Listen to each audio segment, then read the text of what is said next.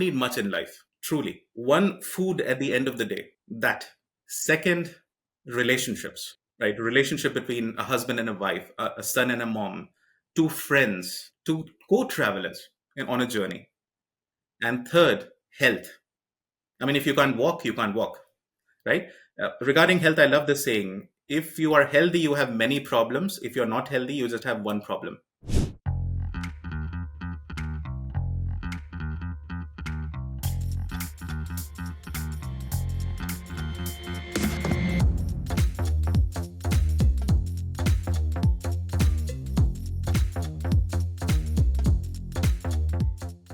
Hi, and welcome to Indian Explorers. In this podcast, we talk about Indian success stories. I am Sabrina, and together with my co-host Amit, we will get to understand the journey of our guests and what drives them. The optimism, patience, idealism, and courage. These are their attributes, which we hope to bring to life in our conversations with them.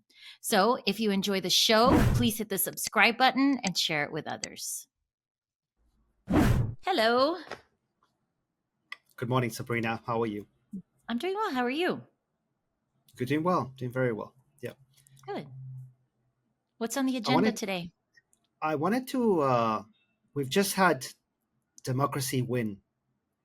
We've had two major democracies elect their leaders. The Mexico had a incredible election with a first woman president in the northern hemisphere, in that side of the world. I mean, they beat America and Canada.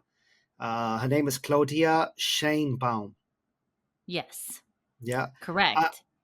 The reason why I'm bringing it up is because even though it's a win for the country and democracy, I found a stat absolute shocking on how backwards that country still is. Okay.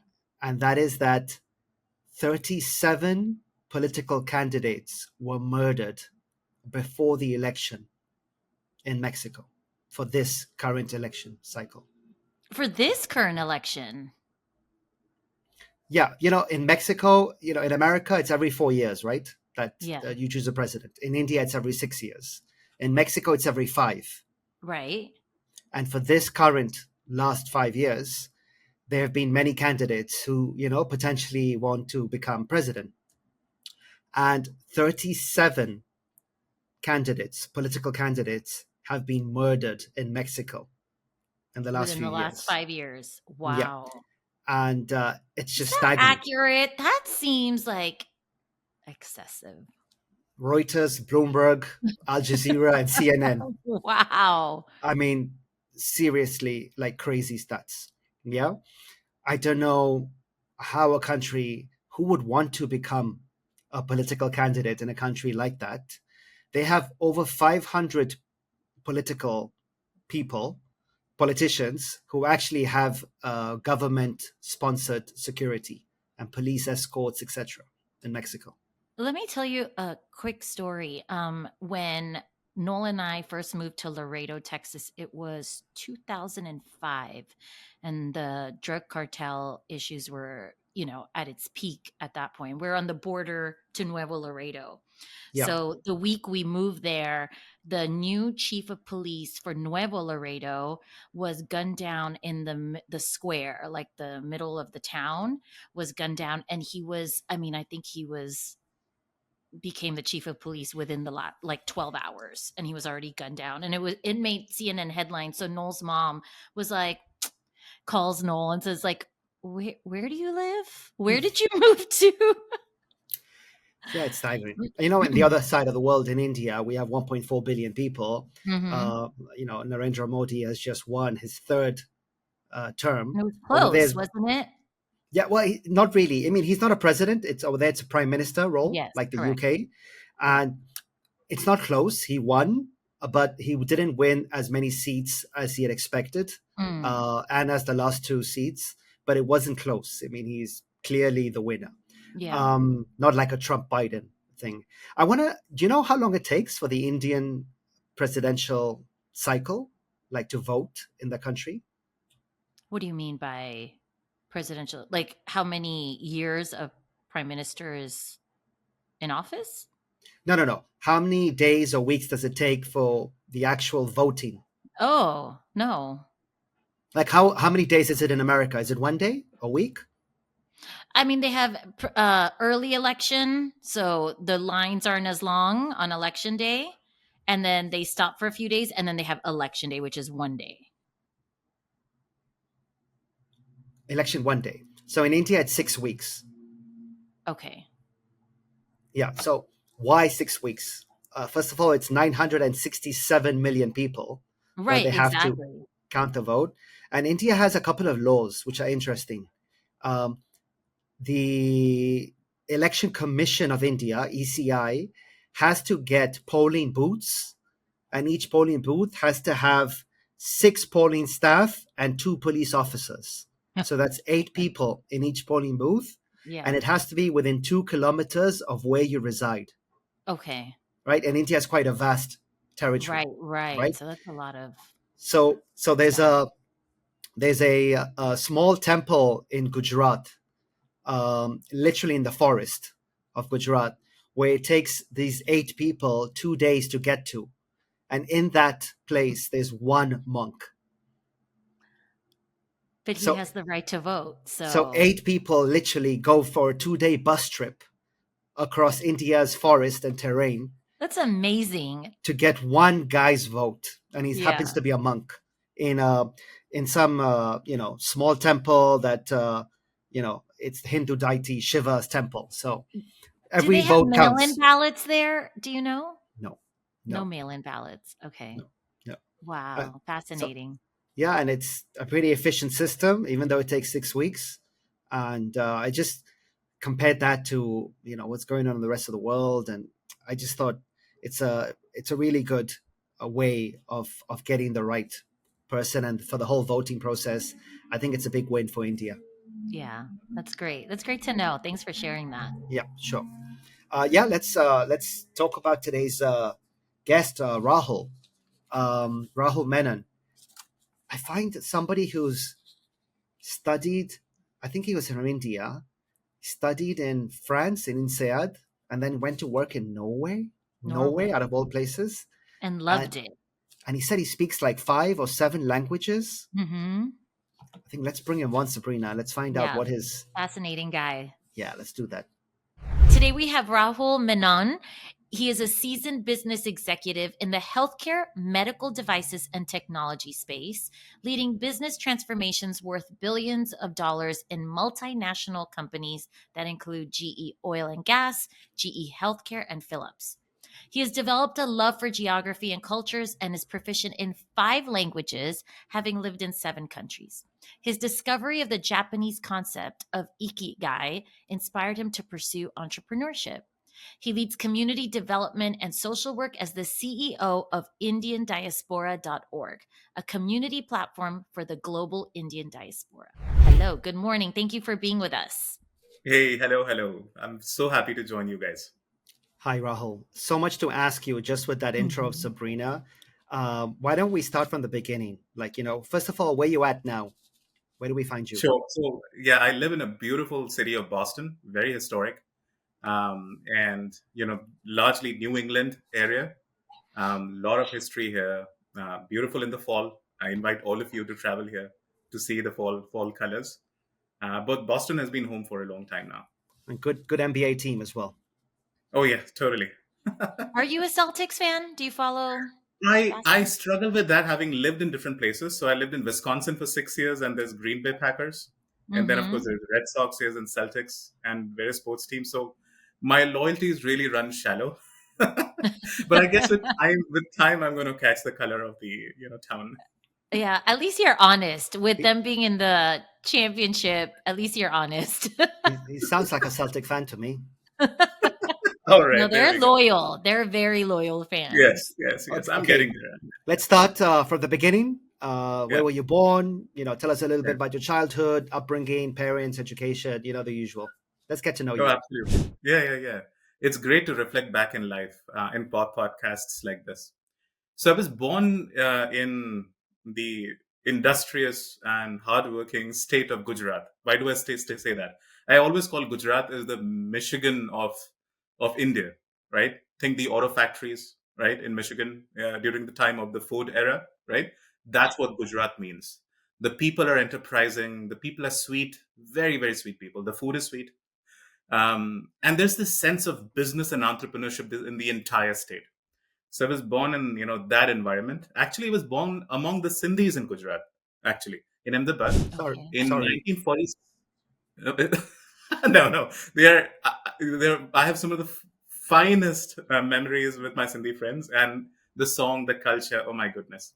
Yeah, So isn't Gujarat has Modi? always Isn't Modi been. from Gujarat as well? Oh, Narendra yeah, Modi. absolutely. Modi, Yeah, Mahatma Gandhi, Sardar Vallabhbhai Patel. A lot of great minds were born in Gujarat. yeah. So that's the land I come from. And I was born in an army family in my maternal grandmother's side.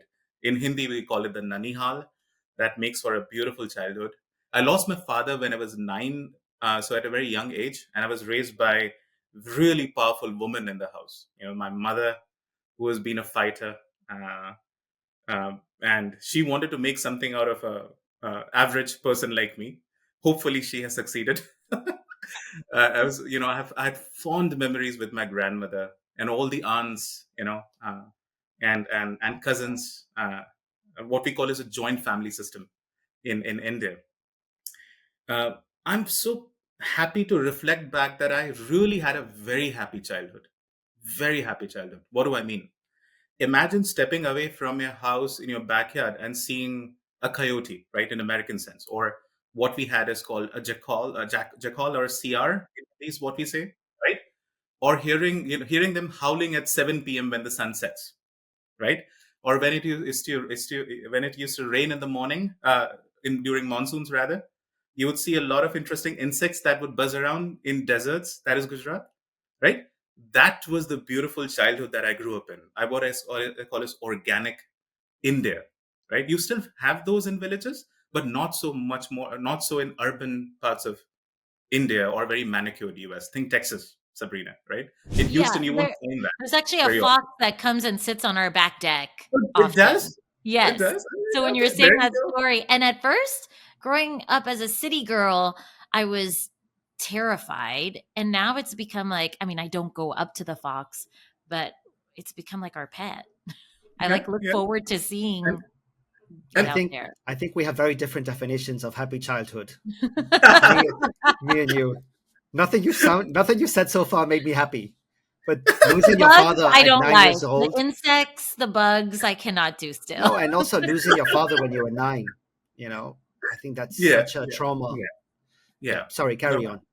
no, no, no. For me, it was always, I'll put the word wonder, right? It was a sense of wonder that I had growing up, and books in a way. Although I would not read a lot of books, but some books, think, Jim Corbett's work, Jim Corbett's Jungles of India, or there's a very famous author called Ruskin Bond. He writes about the mountains of India. So that's when I really started outpouring my sense of wonder into the wilderness, the forests, the mountains of India. And for me, India was always beyond its cities. Mahatma Gandhi was famous in quoting that India lives in its villages, you know beyond cities like Delhi and Mumbai. And whenever we NRIs, we go back to India, what do? We Bombay, go to Delhi. Bombay and Calcutta, right? That's what we do. Yeah. But if you just take that train out of a Calcutta, and if you go to Siliguri, or if you go to Darjeeling, or if you go further beyond to Munsiari, let's say, which is a small town in northeast of Uttarakhand, that's where you really find the true India. You know why? Because they're locked back in time, Yeah. and you know they have their own ways. And India is a very complicated country. But coming back to my childhood, my growth, it was a sense of wonder. And I remember also, besides books, watching travel shows like The Lonely Planet. There was a gregarious Irish guy called Ian Wright, feisty and traveling everywhere in the world. And I used to say, I want to be like that, with no idea how to do that when you have 15,000 rupees in your bank account, when you're starting, with your mom and myself. But since then, the journey has been as such that I've lived in 7 countries. Um, and I speak 5 languages fluently, Sabrina, as you said, and that repertoire just keeps on adding. For me, learning languages is a way to understand the world, decode the world, understand civilization, understand humans, and very importantly, understand how we all are connected with each other. We are not different. You Back to you. you studied in India, right? Yes, You went to yes, college in India, yeah. university. At that time, how many languages did you speak? Great question. When I was growing up and I went for my engineering, Mhm. every Indian speaks multiple languages, right? So, three languages to begin with: English, Hindi, and Gujarati. So, Okay. you speak the language of the state that you begin from. Right. So, I'll pause at that. It began through three, and I'm sure it's the case with every Indian out there. Yeah, And Sabrina, then from how many languages? oh, let's see. English, Spanish, French, I can Yes, get by. you And can. then I can get by, yes. And then the other day, my mom was speaking Sindhi to me because she did not want the person next to her to hear. And I just start laughing. And she's like, in Sindhi, do you understand? I said, yes, but I can't reply to you. I'm stuck at two languages. hmm. Get on the third, No, I right? was doing when I was researching about Rahul, I came across an article in Norwegian, and Yeah, literally his name was there, and it was like Rahul, and the rest was all Norwegian. I know. I saw the same thing and I was So like, how yeah, do so I? I actually thanks to technology, I used Google Translate, and I copy pasted the article and I read it, and I wrote, and I quote, "I am in love with Norway. The nature, the balance between work and leisure, the transparency in society, that makes me want to stay here. I've learned the language and have my social life in Norway. How the hell does a Norwegian publication know about you, contact you? Like, we were studying in INSEAD in France. yeah. So from there, you moved to Norway. Like, walk us through that. Oh my goodness. So actually, I moved to Norway before INSEAD. So after I did my MBA from one of the top business schools in India, SPJN Institute of Management, Mumbai, I became a business consultant. You know, and I also had my master's from Virginia Tech in the US. So sort of the world was open for me. And I remember I had my H-1B visa for US, and I had my Norwegian visa. And that was the moment, literally, where I could select my destiny. What kind of life do I want to weave for myself? 99 out of 100 Indians would have chosen the H1B, right? I No, was young. 999 out of 1,000 people would have chosen America. True. But I was the crazy guy, right? So I said, Norway it is. And this guy who never knew what snow is, never seen snow, didn't know what skiing was, didn't know what Norwegian was, boom, lands in Norway. Yeah. And there I'm supposed to consult with, right, advise people, right? Why the hell should anybody listen to me when I don't speak the language? Although Or the Scandinavians Or in know the general, or the culture. culture. Yeah. right? Yeah. Scandinavians in general, I must say, they're amazing in their English. But after the work is done and you go to your local pub, right, and you want to connect with people, that's when the real bonding happens, right? And here I was in a foreign land, not knowing Norwegian. The other cultural aspect was that drew me into anthropology was just the culture itself. So some differences. India is a very high context culture. You know, we beat around the bush. We are very polite. We may not say things Mm. directly. We're very tolerant, right? And here, the Scandinavian culture. Yes, Amit, you are an exception. You're born. Yeah. It's like, yeah, I don't recognize In, this. I don't recognize this Indian. Rahul, you've talked to him once before and you already know that he's the exception. that's my anthropological part. I read Yes. people. Yes. But Norway, Sweden to a less extent, but Norway and Dutch society, for example, is a very direct society. They pride themselves in coming straight to the point, right? So those nuances for a young Indian boy heading to a foreign society was very interesting. But then I gradually started learning the words of Norwegian. I started listening to language like music. Remember Despacito song? You don't remember the lyrics, but you can sing it. Because guess what? You're having fun. That's what I started to do. I actually started listening to language as if it was music. In fact, there are series like Learn Language Through Music. And gradually, Amit and Sabrina, I found that when you speak to people in their language, you straight away go to their heart, not to their mind. So that for me was Norway. So, Amit, coming back to your question, One thing led to another. I went to INSEAD. I came back to Norway as the first leadership program candidate for GE, a very prestigious company in Norway. And the newspapers were like, wow, look at this tropical guy from India in Norway being the first leadership candidate of GE, right? So that was a story for them. And I guess they made a story out of it. Back to you. I think it was your days in the pub, like, drinking. Yes, Not. I think you got into the heart of many Norwegian females with a lot of alcohol. I wish. But How many old were Norwegians, you? You were single and under 30? yeah, I was extremely single, traveling the world, just like all of us were in our 20s. Yeah. Sabrina doesn't know what extremely single is because she's never been single. Right, Sabrina? Oh, No, I uh, met my husband now. I met him when we were friends when I was 17 and started college. And then 18, we started dating. Of course, Indian culture was hush hush. yeah. And yeah, got married right after law school. And I don't know what it's like to be single, just as a Vechari. child. Vechari. You, Vechari. you grew together. We grew Congratulations, Sabrina. together, which is really cool because we go back, we're like, oh my God, we were children, you know? Yeah, If my yeah. daughter came to me at the age of 18 and said, I'm going to marry this boy, I'd be like, you're out of your mind. I think Crazy. you'd send her to boarding school to Norway if that happened. Exactly. Exactly. So I don't know if I'm skipping around, but what Yeah, brought you to the US and yeah, specifically to Boston? yeah. Very simply, love for my wife. So we were married for 14 years. Talk Okay. about long marriages and growing together. So my wife studied her pharmacy from University College of London. Okay. And I remember, talking about Norwegian girls, Amit, I had this hope that I might find somebody in Norway, but every time I stood up, every Norwegian girl was a foot higher. Taller. Taller. Yeah, So they're good luck, taller. Rahul.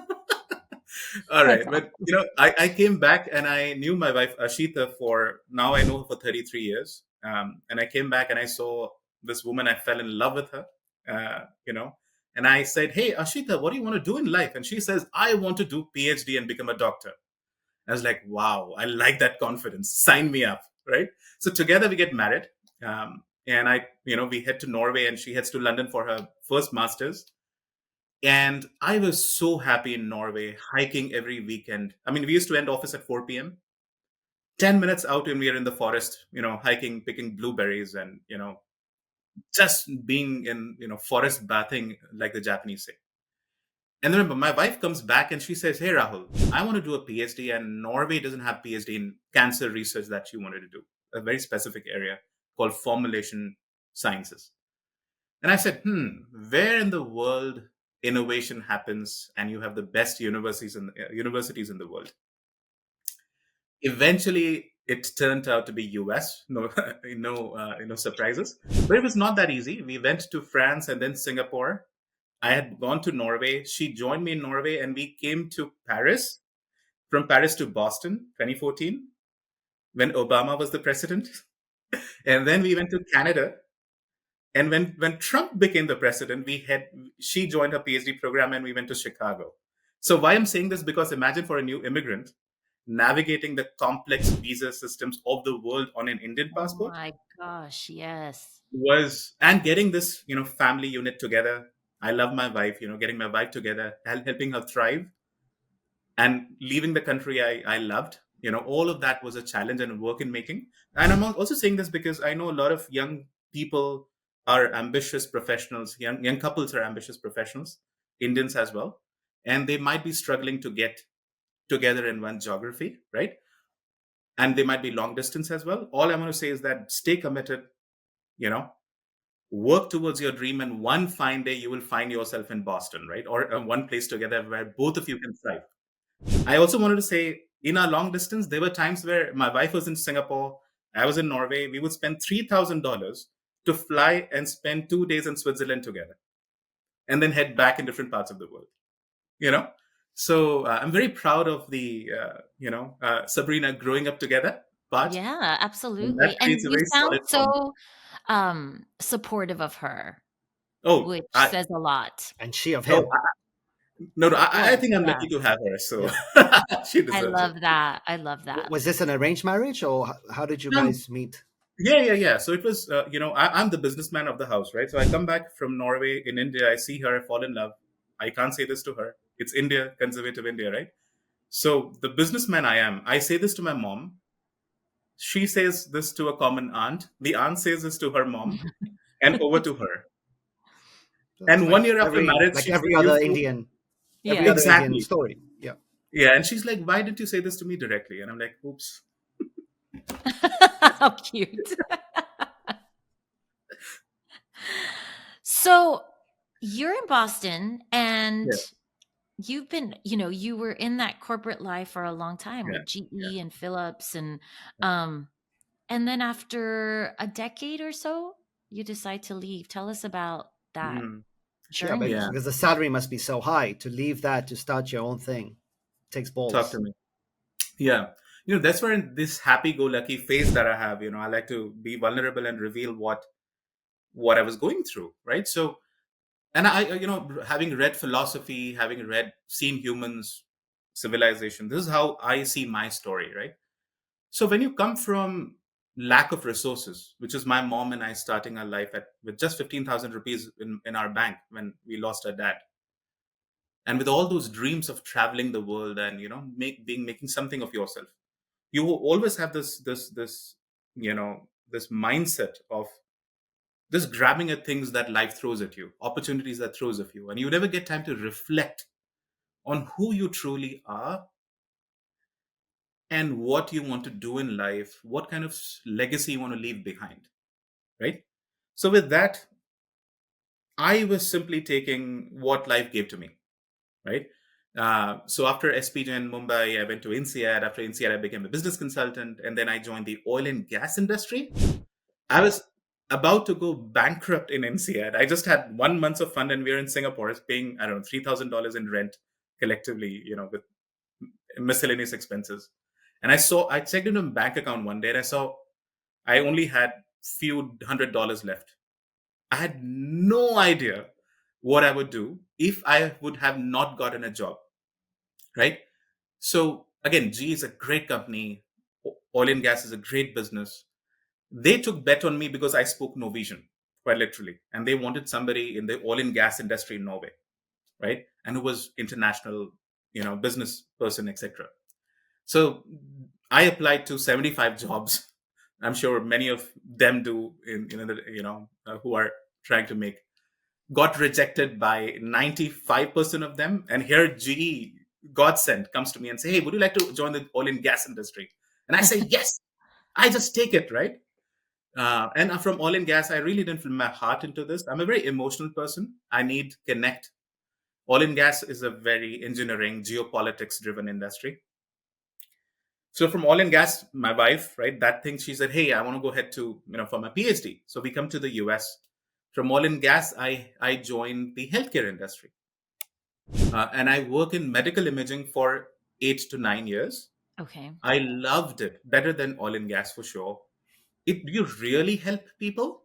Hmm. But once again, Sabrina might know this, the US healthcare system is not the best in the world, in the sense that one could become bankrupt in the US if they don't have Absolutely. insurance and they can't pay their medical bills, Hmm. right? And there are Right. various reasons why that could happen, right?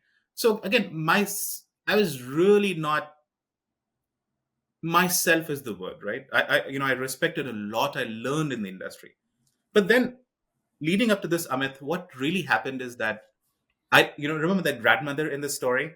She turned Hmm. 85, a powerful army wife, having raised so many children and grandchildren. And, I loved her. Here she was in her deathbed at 85. And I remember it was scorching heat May of India. I leave everything. I mean, I was busy in my work. I head back to India, spend time in the summers of May with her, recorded her videos, her interviews, photographs together, singing together, you know. I remember those moments were so dearly. Headed back to my work, and you know how the rat race is, right? You're back to your work and you're just in it. September comes after May. My grandmother's condition is worsening.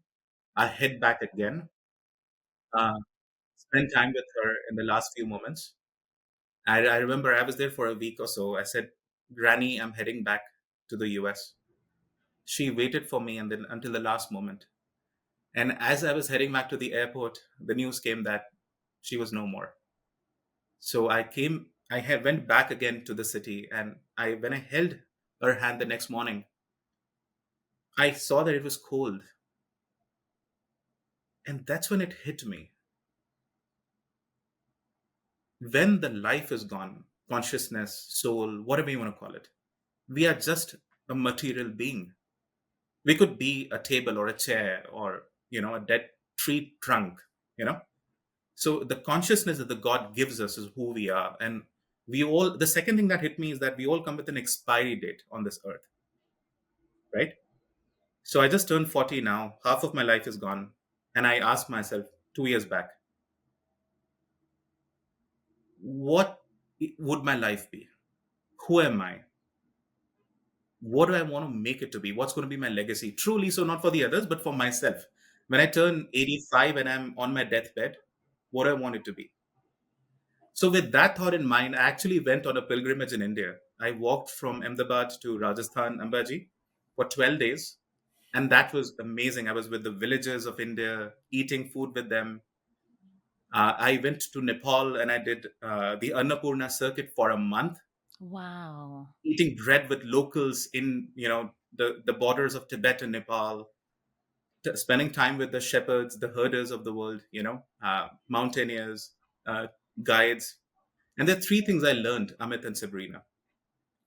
You don't need much in life, truly. One, food at the end of the day. That. Second, relationships, Mhm. right? Relationship between a husband and a wife, a son and a mom, two friends, two co-travelers on a journey. And third, health. I mean, if you can't walk, you can't walk, right? Regarding health, I love the saying, if you are healthy, you have many problems. If you're not healthy, you just have one problem. Right? So with Yep. that mindset, that realization, remember this guy was chasing material success coming from scarcity, right? Chasing, things in life, comes back with this understanding that, hey, I never needed a lot of things in life. Why are people in many parts of the world in developing countries still smiling? Because they are happy. And having also read philosophy, there's a concept from Aristotle called eudaimonia, which Okay. says eventually a person just needs happiness. You want a big car, you want a big job to be happy. You want to be happy to be happy. So Mm-hmm. that's the ultimate derivative, right? So with that, I come back and I read Ikigai. I read Man's Search for Meaning by Viktor Frankl. I saw Blue Zones documentary about people who live longer on Netflix. And there's one common thread I found. People who live longer or are happy or are fulfilled, they do something that they truly are, and they make the world better as a result of it. So, with that mindset in mind, I launched 5 businesses. And it sounds fancy that I've launched 5 businesses, but I'm in my quest to search my Ikigai and dedicate my life towards that. And Indian diaspora is one of those Ikigais, connecting my anthropology and world travels. Back to you, Sabrina. No, I Yeah, was just going to ask, can you briefly explain for the listeners that do not know yeah, what Ikigai is, what it sure. is? Yeah, Oh my and before goodness. that, before that, I Yeah, was just going to yeah, say, I mean, I've just been here listening to you, which is I could listen to you all day long. I Mm-hmm. was going to say, I think for a successful or happy life, you said there were three things. Uh, yeah, I think you said number three was health. Sorry, I just want to write it down. What was the first and yeah, second? yeah, yeah. The Food first, on the it's very simple. table. The Maslow's hierarchy, right? I would say food at the end of the day. I mean, Yeah, there's a saying in India which says basically translates to philosophy comes to your mind when your stomach is full, yeah. Okay, so right? Right. food, health, and Food, relationships. yes, health and relationships. Got it. I Yeah, was just going to say two words: happy wife. yeah, That's it. If you have a yeah, happy wife, the rest, yeah, is okay. yeah. Okay, yeah. Let's go to Even better. Ikigai. Yeah, yeah, yeah. So Japanese philosophy, we could talk a lot about that. There's a lot of wisdom in the Japanese way of life. One leaf from that booklet is Ikigai, right? Loosely translated, Ikigai means what's your reason to wake up in the morning, Hmm. you know, or what's in English, in simple words, what's your purpose in life? Purpose. How Now, do you I'm a spell man it? of Ikigai, Ikigai. Ikigai. Got it. You Um, had mentioned it when we first spoke a few weeks ago, yeah, and I said, I know Ikigai. A yeah. good friend of mine had brought it up recently, and since then I started listening to a podcast about it because I said there is a reason this, keeps coming up, and so I need to learn more about it. Right. It's So, such a deep question. What is your purpose Yeah, of life? It's such yeah, a, yeah. I don't know how to answer that. No, for me, that's the beauty of life. Now, imagine having known the answer too soon enough versus being on the quest to know the true answer. That's what makes life worthwhile to live, right? I'll come back to that thought, but I'll explain Ikigai more structurally here. So, Ikigai is basically four circles. First circle, very important. What do you like doing? The second circle is what you're good at. So, I might love to cook, but I might be horrible cook, right? The third thing is, what does the society need? So I might be a great cook for Indian food. I might also be good at cooking Indian food. But if Bozeman, Montana doesn't need an Indian restaurant, yeah. then I'm not in my Ikigai in Bozeman, Montana. Hmm. And the Sure. No fourth is demand. what? Say that again. There's no demand. There's no demand. Voila. Yeah. Yeah. And the fourth is what you'll be paid for. Paid for. So I could be in New Jersey, Jacksonville. I could be a great Indian cook. I could I could love Indian cooking. I could be a great Indian cook. There's a demand for Indian food in New Jersey. But guess what? There are 55,000 restaurants here serving Indian food. Excess supply. Right? So Ikigai not only makes philosophical sense, it also makes business sense. If you apply Michael Porter's, principles of competitive positioning, Ikigai just makes sense. Where has Ikigai taken you? You had Yeah. mentioned, does it have anything to do with your love for visiting national parks, hiking? Is that part of your Ikigai too? That's not. You Yeah. don't get paid for Great. that.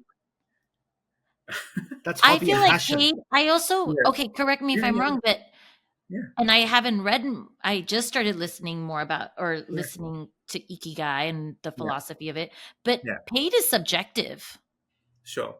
No, I right? love the reflections here, right? So let me begin this by this statement. The book Viktor Frankl teaches us, coming from the philosopher Friedrich Nietzsche, if you know your why,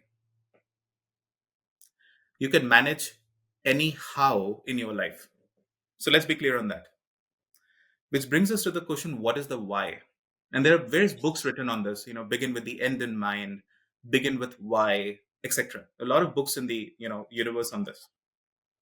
So what does why mean? Why means fundamentally understanding who we are.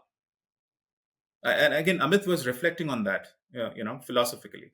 Now, take a fish, barracuda or, mackerel, fastest swimming predator fish in the ocean, streamlined, ready to pounce, ready to move. Now, if you take a fish and put that in Walden Pond here in Massachusetts, where Henry David Thoreau, the famous author, lived, the mackerel is going to die. The barracuda is going to die. Worse, if you take that barracuda and say, hey, climb this tree, like that raccoon does, the barracuda is not going to die, but feel ashamed before it dies, right? So knowing who you are is the first step to begin the process of which ocean do you belong to, which pond do you belong to. You could be a raccoon, proudly so. You could be a raccoon, proudly so, and be under the beautiful oak tree and climb it up. But if I throw that raccoon in an ocean, that raccoon will end up thinking its entire life it's the worst fish in the universe, right? So it has to begin with the why. And that why is the most difficult question one can answer in life. And too many of us, including myself, are in a hurry to find what that why is. And I like to quote Abraham Lincoln here. Give me 6 hours to chop a tree, and I'm going to sharpen my axe for 4 hours. So take your time finding your why. Take your sweet time. Take your sweet time finding your why. That's why a lot of my friends in Europe, I remember, they used to not be hurried in finding a job, take a gap year, travel the world, find who they are, and get into the profession that they wanted to. We, growing up in India, never had that privilege, and that was my reflection about coming from scarcity of India, of the 80s and 90s. So now to answer your question, Sabrina, right, where has your Ikigai taken you, right? So, you know, I remember I was at the peak of the highest pass in Himalayas. It's called the Tharungla Pass. And I saw Himalayas to my left and saw a Himalayan peak to my right, all 8,000 meters plus. I said, wow, I always dreamt of the Himalayas from far away. I'm on it now. Do I still love it? So I crossed the pass. I came back. I reflected. I do. I still love it. And you Right? started an art business. Yes. So I've started HimalayanArt.com, for example. Mm-hmm. I still love the Himalayas, right? So the love has not faded away, right? So that's the way to know who you are, right? Mm-hmm. So think the best ice cream flavor you wanted from Haagen-Dazs, or that girl you had crush on in college, right? She looked pretty, you really liked her. You talked to her. Okay, the puppy love period of 6 months is gone. Do you still love her? Mm-hmm. That's true love. Do you still love the flavor? Or you go back to the vanilla flavor of ice cream? Then you truly love vanilla flavor, not chocolate mint flavor. You know what I'm saying? I like how your examples are so relatable.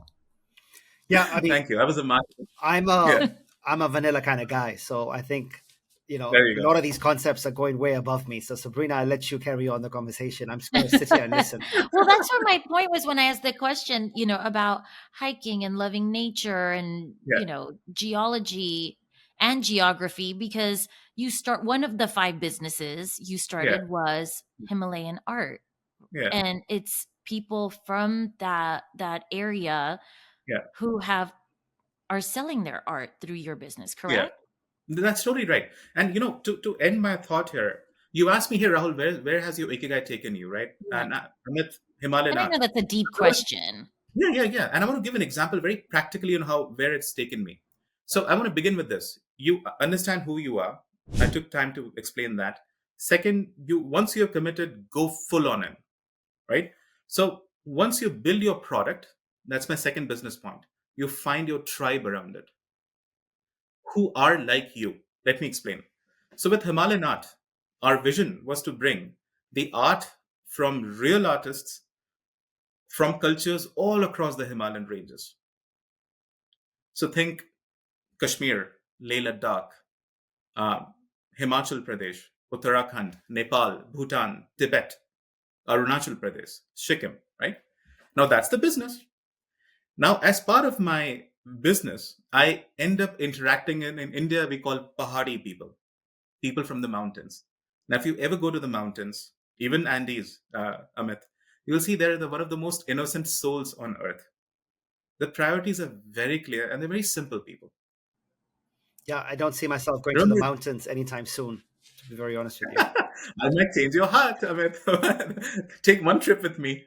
But to connect the dots on Ikigai, Sabrina, how's this shaping up my life? Is that 2 out of 10 times in my work running various businesses, I find my heavens interacting with people from the mountains, the Pahari people from the Himalayas. So remember, I built the product, the vision, but I'm finding my tribe around it. Time and again, more suppliers from, Bhutan would reach out to me. And I'm not talking business with them. I'm actually talking mountains. I'm talking their life. I'm talking about their culture. And if I keep on doing this for the next 30 years, one day in life, I would reflect back and say, wow, I lived my life around the Himalayas. Add to that, every year I travel twice or thrice or more times to the Himalayas to go and meet with those peoples and find more art suppliers. right? So when I was in oil and gas, who was I talking with? I was talking with big government Right. diplomats, right? That was my life. Was I that? I was not that. But with Himalayan art or with Indian diaspora, here we go. I'm Yes. interacting with people who are part of my Ikigai, my Yes. thinking, my tribe. And I that's love what that. feeds me every day in the morning. Hopefully, I explained that well. Yeah. I Absolutely. th- Absolutely. It's so inspiring. I think I'm going to go visit Rajesh Sethi, our mutual friend in Silicon Valley, which is more my ikigai than going to mountains and Yes. Himalayas with you. But Oh, I'll Yeah. go to the mountains. I Join us in the next trip. Yes. I I love I want to hiking. talk a little bit about Indian diaspora, Yes. since I am a Yes. matcher. Sabrina's a giver, Yes. like Rajesh. Yeah. I'm more of a matcher. When I saw Yeah. indiandiaspora.org and I went to the website, Yeah. all I could see was my eyes like blinking with excitement, with gold, money, leads, sourcing. I was like, I see a fit over here. I see a merger of equals over here. I see Yeah. a Yeah. I see a gold mine. That's what I was thinking when I saw your website. Yeah. But Yeah. tell us about Indian diaspora, because we're Indian explorer. You're Indian diaspora. Yeah. We're targeting the same. We just don't have that many subscribers. So tell us a little bit about the purpose behind Indian Yeah. Yeah. diaspora, and when are you buying Yeah. us? Before I go there, Sabrina's point, triggered an idea in my mind. Remember in the movie Forrest Gump when Tom Hanks started running? Yep. He never thought how many people would run with him. The last thought in his mind, he just loved running, Yeah. and gradually the entire town was behind him. He didn't look back Yeah. until the end. That, Yeah, say that that's again? He right. didn't And look he sees back. all the He didn't people. look back Yes, until he the did. end. Yeah. Exactly. That I would argue is Ikigai, and that I would also actually equate with the journey of Indian explorers. So Yeah. not many subscribers does not matter. Doing what your Yes. heart No, I wants know. is the only thing that matters. So beginning with Yes. that thought, actually that applies to me at Indian diaspora as well. So having lived in 7 countries, it's amazing. I'm this young starry 20-year-old guy traveling. I met Indians from different parts of the world. So I met people from Fiji Indians, fifth generation Indians. They would look exactly like somebody from Uttar Pradesh. They were the ones who were sent there. But when they speak, they have this amazing Fijian culture in them. They have this amazing music called chutney music. That's from people from Guyana, Trinidad, sometimes in Fiji. Chutney music is a fusion of Bhojpuri music and Caribbean calypso music and reggae. And it's amazing. It's peppy, right? There's this song on the movie Gangs of Wasseypur, I Am a Hunter. Uh, that is chutney music bought by the director Anurag Kashyap in Bollywood, right? So I saw those Indians. I saw Tamil Indians in Malaysia. I saw second generation Indians in Dubai, for example. Third generation Indians in Southall in London, Norway, Sweden. And of course, proud first generation Indians in Silicon Valley, in USA, and Canada. And I asked myself, wow, never ever in the history of civilization have so many people from one culture, India, branched out in so many places. And all of them have not lost their roots. We still eat Indian, we dress Indian sometimes, you know, we would we love our local languages, be it Sindhi or Tamil or Marathi or Punjabi. We cheer for the cricket teams when we are playing against Pakistan, like on June 9th here in Hmm. USA, right? Yep. What is Indianness doesn't mean many things that we might think. These are the threads that binds us, no matter we are in Kuala Lumpur, Right. Malaysia, or Austin, Texas, We have the best right? weddings. We love our sangeets There we go. There we go. and So Diwali. I was like, I feel like we've yes, learned this idea or the notion as we've, done episode after episode, or at least I have. I'm like, wow, from all over the world, all different age groups, and we all have the same thing in common. You realized that before and then launched the yes. website, correct? Well said, well said. So for me, it was very emotional, and I'm driven by emotions in life. I really believe in the power of heart over mind. And this comes from a Mhm. business guy who was a consultant. So for me, it was a very emotional thing. Who's telling our stories? And I would say this because Indians were never represented in the global media. You Mhm. know, in Simpsons, Apu was the character of Right. Indians. And of course, all that has changed. We have Hassan Minaj, we have Minty Kaling here in the US, right? But at the global stage, who's telling the stories of Kenyan Gujaratis? Who's telling the stories of Tamil Malaysians? Who's telling the story of a Punjabi guy from, Ludhiana, struggling in Sydney, trying to make things work and send money back home? Right? So it was very emotional for me. I wanted to celebrate and bring the stories of not only Satya Nadellas and Indra Nuis of the world, but also an average Indian who is a hero in all his or her way, but also connect global Indians. So what we're doing with Indian diaspora, we are bringing very interesting stories of hero Indians, in every parts of the world. But we've also built a discussion forum. I call it the Facebook for the global Indian diaspora, where Indians could talk to each other, interact with each other. So imagine a boy from Bombay goes to Austin, Texas for his master's education, and he wants to find, hey, what's a good pav bhaji stall here, right? He or she could post that, and others could respond. You know, we also built an events platform. So Veer Das has a stand-up comedy show in New York.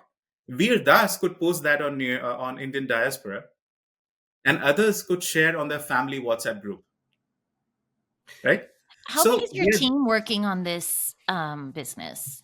How big is yeah, the so team we, you have? we we have a very passionate group of editors in every continent. We have editors in Africa. We have editors in Oceania, Australia.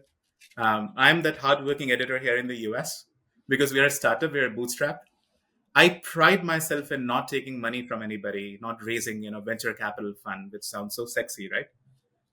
For me, again, that's the beauty of emotions and, organic thinking, if you will. If a seed is meant to be a tree, it will grow. It will Mhm. grow, right? It will grow. You don't need, fancy I do fertilizers, believe that. Yeah. right? So I really believe in, right, like savoring life, and I apply that for business as well. Step by step by step by step by step by step. I have a 30-year horizon in actually growing my businesses. Rahul, Not 10 years, not 15 years, 30 years. Back to you. Yeah. just want to warn you that Sure. the last 2 minutes, what you've said, might become the new definition of Indian Explorers podcast. So if you read our intro and our background and it changes, and we use some of the language you just said, Go for you're it. on our show, so it's not copyrighted. Yeah, we can use anything we say. Disclaimer. Go for it. My duty is to serve, celebrate, and connect the global Indian diaspora. So I think I've accomplished my purpose. Go for it. Yeah. So, Rahul, we ask all our guests the one question, which is Yes. what is their Yeah. definition of success and whether that has evolved over the last few decades for them. Sure. Hmm. Hmm. Take your time. Yeah. Yeah. Yeah. I really want to think about this. Success for me is being in alignment with your purpose in life. I'll actually like to quote Mahatma Gandhi. Mahatma Gandhi said, "Happiness is when what you think, what you say, and what you do is in harmony." That is success in my mind.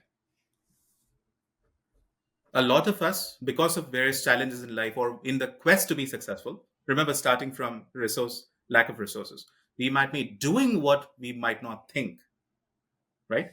Or we might be saying fear of the boss. We might be saying what we might not think, or living in a dictatorial country, right? Yeah, Saying what we might not think. But when you think, when you say, and when you do is in harmony, you're successful. love that. Yeah. And other than Thank you. Mahatma Gandhi, who are your role models? Who inspire you? Yeah. Oh my goodness. Give us You three. know, yeah, yeah, yeah. I like to begin by, what Teddy Roosevelt said. Uh, Teddy Roosevelt, one of the greatest presidents of U.S. who preserved national parks, said, "The credit belongs not to the critic, where the man who is toiling, or the woman who is toiling, working hard, sweating in the arena, right?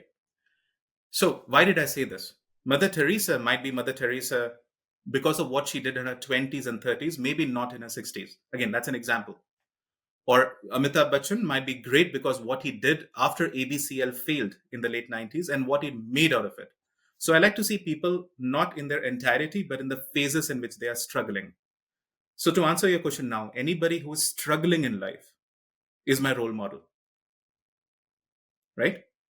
It's not success of Brad Pitt or, you know, Virat Kohli, Indian cricketer. That is success or role model for me. It's the phase of struggle that they're going through is what is role model for me. So it could be a mother who is trying to raise her child who earns $15 a day, or it could be a president of a nation trying to keep its citizens away from war or economic disaster. Sabrina, let's go to rapid fire. I'm trying to get some light-hearted answers here. You know, every answer is so deep. It's like, you know, my brain's hurting. Okay, Rahul, we're going to ask some rapid fire questions where Sabrina and I ask some stupid questions, and you know, if you can just give us whatever comes to your mind first. Sabrina, do the honors. Start, please. I've been wanting to know, this isn't on our list, but favorite national park in the US Oh my goodness. that you visited? Yeah. One. I really like Zion National Park. It's a nice, cute, smaller national park, but the geology In Utah. Utah. I've Yeah. been there. Yes, I've been there. Yeah. That's the I one love with Zion. the water where Yes. you. Yeah. Yes, it's Zion is beautiful. yeah. There we go. Zion Yeah, is beautiful. beautiful. Okay. I Okay, think it has the Israeli name Zion to it, right? Which is, what does yeah. Zion mean? Do you know? I'm sure you know. Zion is a place of abode, right? Place of rest, Okay. place of, it's like a Mecca, right? Yeah. It's it's going to harbor you, and that's the feeling I had. Like, I remember I was doing all the big five national parks, big 5 in Mhm. Utah. And the day I landed in Zion, I was like, I'm going to land here. I'm going to relax here. Yeah. Yeah. Amazing. Yeah. Amazing. Okay, so you've lived in 7 countries: Yes. Norway, Sweden, France, Singapore, Canada, USA, and India. Yeah. Rank them best to worst, worst to best, whichever way you want. So tough. Oh my goodness. I asked the tough questions. Sabrina here asked the easy ones. Yeah. Oh my goodness. I would say US is number 1. I'm becoming an American on July 4th, by the way, a US citizen. On July 4th? July 4th. I mean, how American can you get? That's fantastic. Congrats. That's a story for my grandkids, But I would say America. Like, America is truly, there's no country like America, right? Like, Because of the the guns? democratic ideals. No. I mean, see, every country has their bad sides, right? But again, I tend to look at the positives, right? The national parks. The concept of national parks came from America. Mhm. The idea of we, the people, in pursuit of life, liberty, and happiness, right? Which is, America for the first time said, hey, remember, we were ruled by the British, so were the Americans. These bunch of colonists in this land said, hey, you know what? We are equal, and every man is equal. It was not perfect, but the quest is of a perfect union.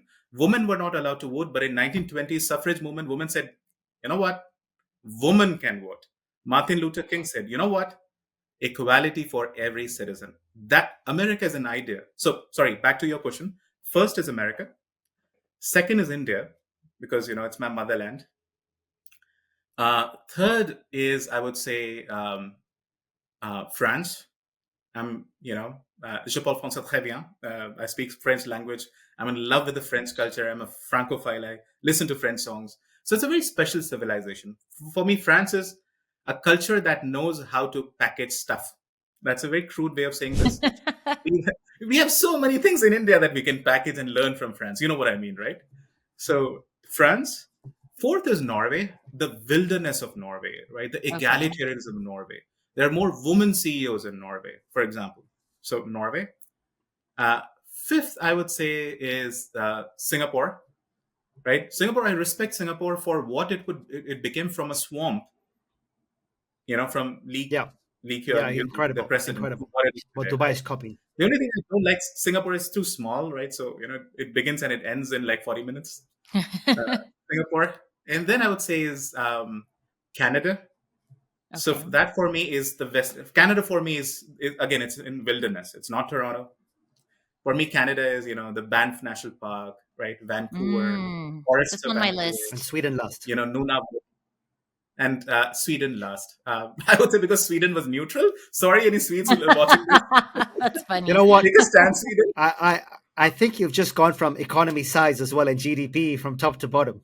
USA, Interesting. India, France, Norway, That Singapore, is so Canada, and funny. Sweden. I don't know. I'm just guessing, but Yeah, It's not the businessman in me. close. yeah, good answer. Sabrina? Okay. What's a hidden talent or hobby that most people don't know you have or do? I wouldn't tell Wow. you're a hiker, but you're a hiker. Yeah, yeah, But yeah, that's not hidden. Yeah. yeah. I think I'm an aspiring director.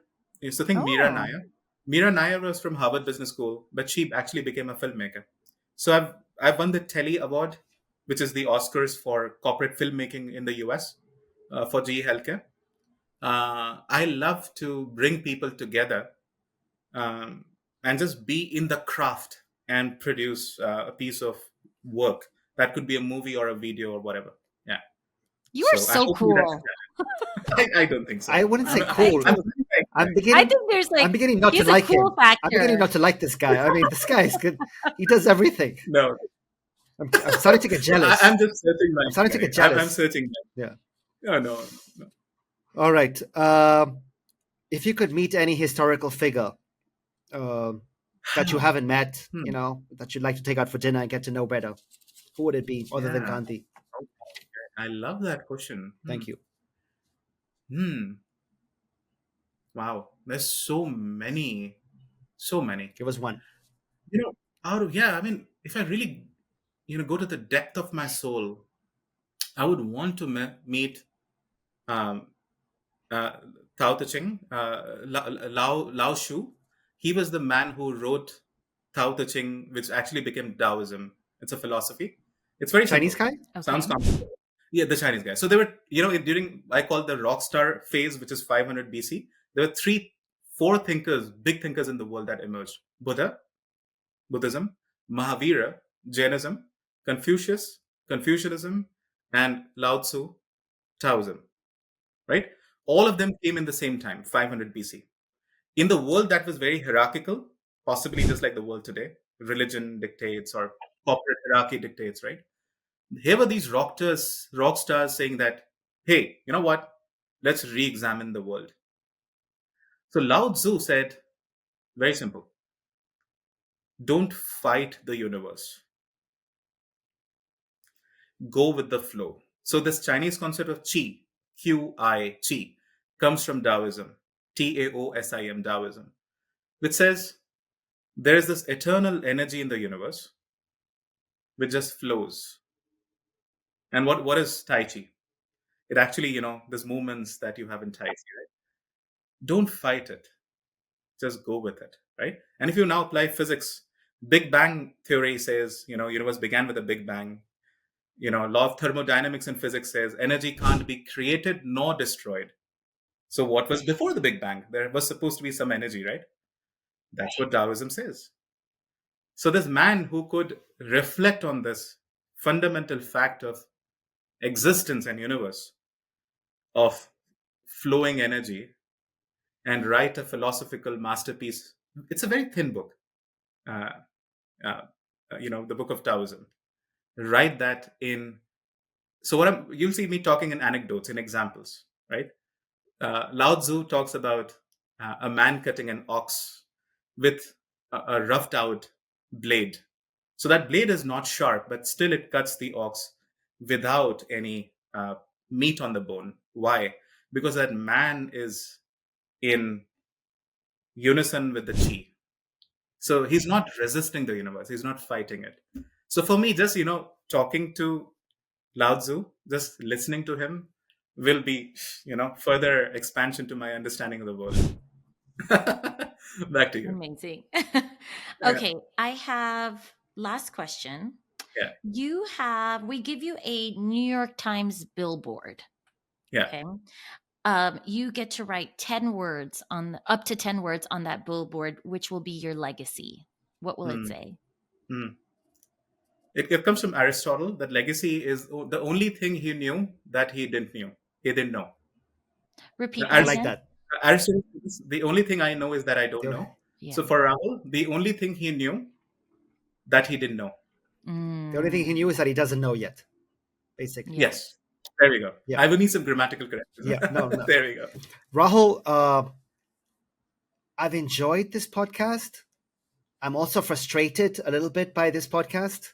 I feel like I feel like you're like playing 3D and I'm like a one-dimensional kind of guy, just going on to the next thing.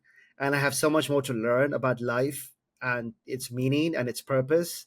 And I think I am definitely going to go to Japan. You know, I had family booked for Japan on March 2020, and we canceled a week Yes. before because of COVID. And I think the Japanese people are just gorgeous in from an inspirational Yeah. from a culture perspective.